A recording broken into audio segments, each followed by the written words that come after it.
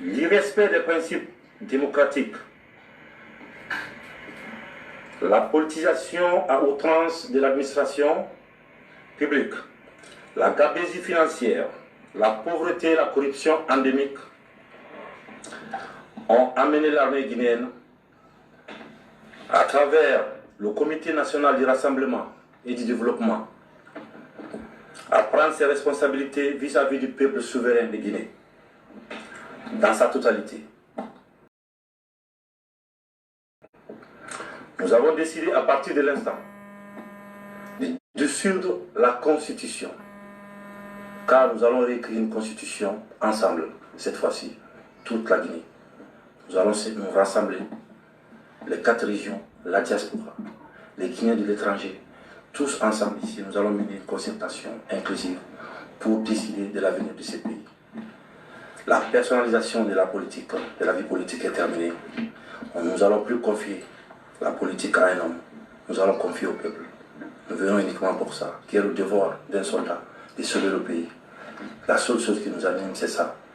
Nous allons mettre en place un système qui n'existe pas. Et ce système, il faut qu'on le fasse tous ensemble.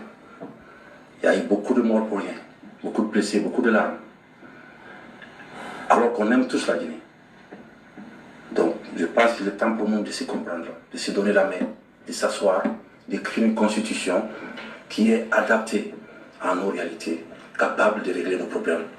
Parce que si vous voyez l'état de nos routes, si vous voyez l'état de nos hôpitaux, vous vous rendez compte qu'après 62 ans, qu'il est temps pour nous de se réveiller. Il faut qu'on se réveille et qu'on se donne la main et qu'on apprenne à s'aimer encore comme on avait l'habitude depuis.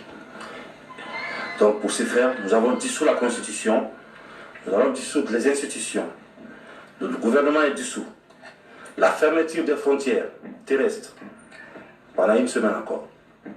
Et nous allons voir après les frontières aériennes, comment faire. Avec tous nos camarades, nous allons trouver la solution pour sortir de cette KPJ.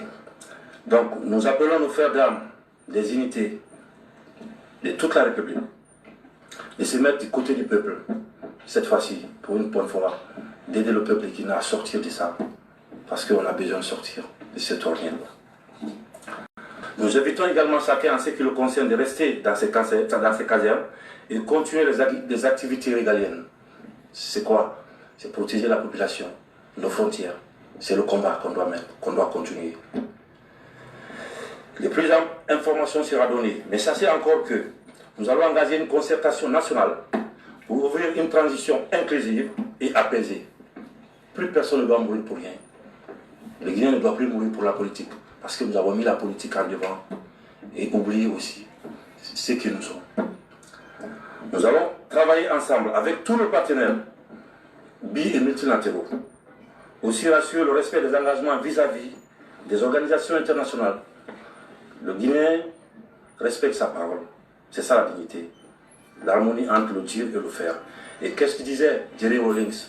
Il dit que si le peuple est écrasé par ses élites, il revient à l'armée de rendre au peuple sa liberté.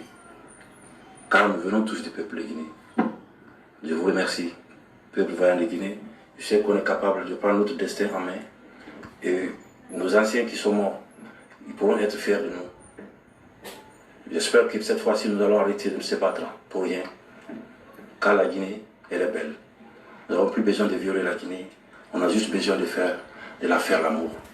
Tout simplement. Je vous remercie.